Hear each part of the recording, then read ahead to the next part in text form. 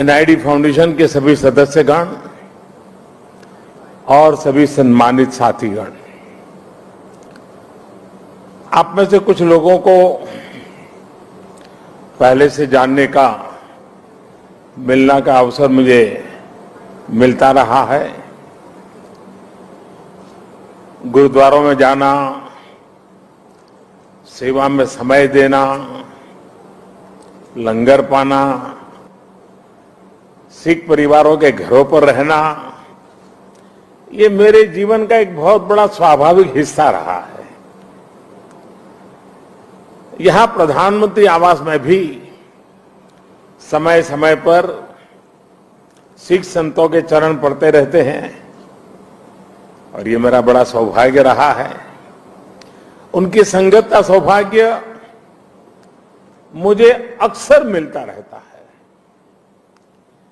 भाइयों और बहनों, जब मैं किसी विदेश यात्रा पर जाता हूं तो वहां भी जब सिख समाज के साथियों से मिलता हूं तो मन गर्व से भर उठता है। 2015 की मेरी कनाडा यात्रा आप में से कई लोगों को याद होगा और दल्ला जी तो मैं मुख्यमंत्री नहीं था तब से जानता हूं। ये कनाडा के लिए 4 दशकों में किसी भारतीय प्रधानमंत्री की पहली स्टैंड एलोन बायलैटरल विजिट थी और मैं केवल ओटावा और टोरंटो ही नहीं गया था। मुझे याद है तब मैंने कहा था कि मैं वैंकूवर जाऊंगा और मैं वहां जाना चाहता हूं।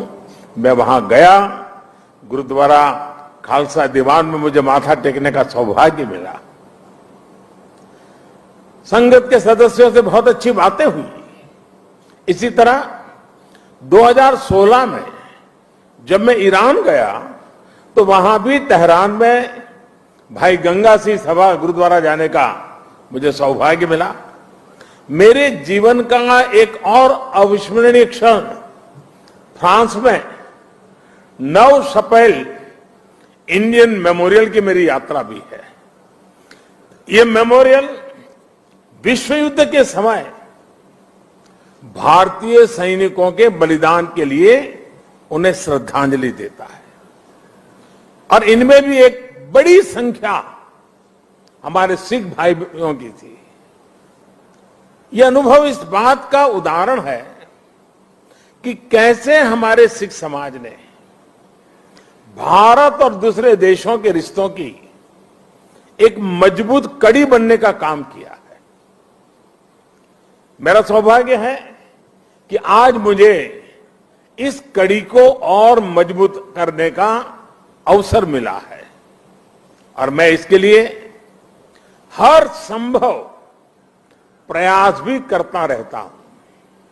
साथियों, हमारे गुरुओं ने हमें साहस और सेवा की सीख दी है। दुनिया के अलग अलग हिस्सों में बिना किसी संसाधन के हमारे भारत के लोग गए और अपने श्रम से सफलता के मुकाम हासिल किए। यही स्पिरिट आज नए भारत की स्पिरिट बन गई है।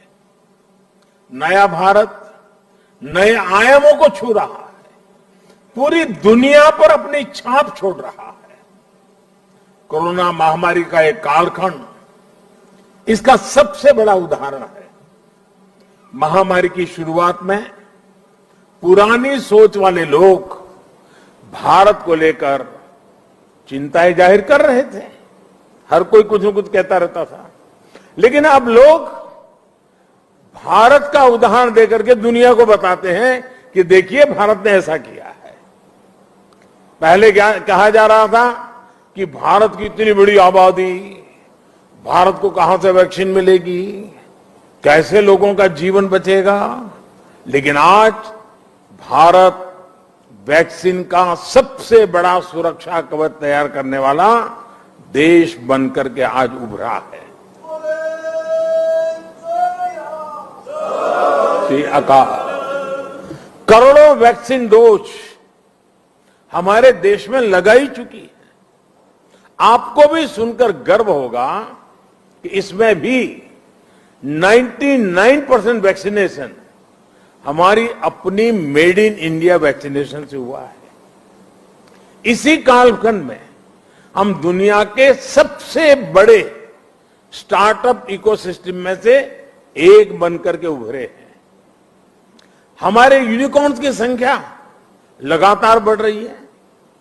भारत का ये बढ़ता हुआ कद, ये बढ़ती हुई साख, इससे सबसे ज्यादा किसी का सर ऊंचा होता है तो वो हमारे डायस्पोरा का है। क्योंकि जब देश का सम्मान बढ़ता है तो लाखों करोड़ों भारतीय मूल के लोगों का भी उतना ही सम्मान बढ़ जाता है। उनके प्रति दुनिया का नजरिया बदल जाता है। इस सम्मान के साथ नए अवसर भी आते हैं, नई भागीदारियां भी आती हैं और सुरक्षा की भावना भी मजबूत होती है। हमारे भारतीय डायस्पोरा को तो मैं हमेशा भारत का राष्ट्रदूत मानता रहा हूं। सरकार जो भेजती है वो तो राजदूत है, लेकिन आप जो है राष्ट्रदूत है।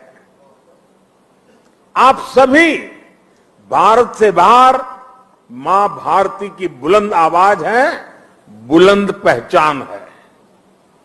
भारत की प्रगति देखकर आपका भी सीना चौड़ा होता है, आपका भी सिर गर्व से ऊंचा होता है।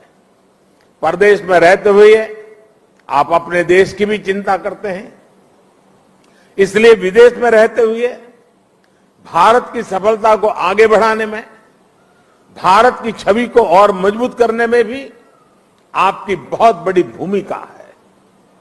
हम दुनिया में कहीं भी रहे, इंडिया फर्स्ट, राष्ट्र प्रथम हमारी पहली आस्था होनी चाहिए। साथियों, हमारे सभी 10 गुरुओं ने राष्ट्र को सबसे ऊपर रखकर भारत को एक सूत्र में पिरोया था। गुरु नानक देव जी ने पूरे राष्ट्र की चेतना को जगाया था, पूरे राष्ट्र को अंधकार से निकालकर प्रकाश की राह दिखाई थी। हमारे गुरुओं ने पूरब से पश्चिम, उत्तर से दक्षिण पूरे भारत की यात्राएं की। हर कहीं पर भी जाइए उनकी निशानियां हैं, उनकी प्रेरणाएं हैं, उनके लिए आस्था है। पंजाब में गुरुद्वारा हरमंदिर साहिब जी से लेकर उत्तराखंड में गुरुद्वारा हेमकुंड साहिब तक, महाराष्ट्र में गुरुद्वारा हुजूर साहिब से लेकर हिमाचल में गुरुद्वारा पांटा साहिब तक, बिहार में तख्त श्री पटना साहिब से लेकर गुजरात के कच्छ से गुरुद्वारा लखपत सिंह साहिब तक हमारे गुरुओं ने लोगों को प्रेरणा दी, अपनी चरण रथ से इस भूमि को पवित्र किया। इसलिए सिख परंपरा वास्तव में एक भारत श्रेष्ठ भारत की जीवंत परंपरा है।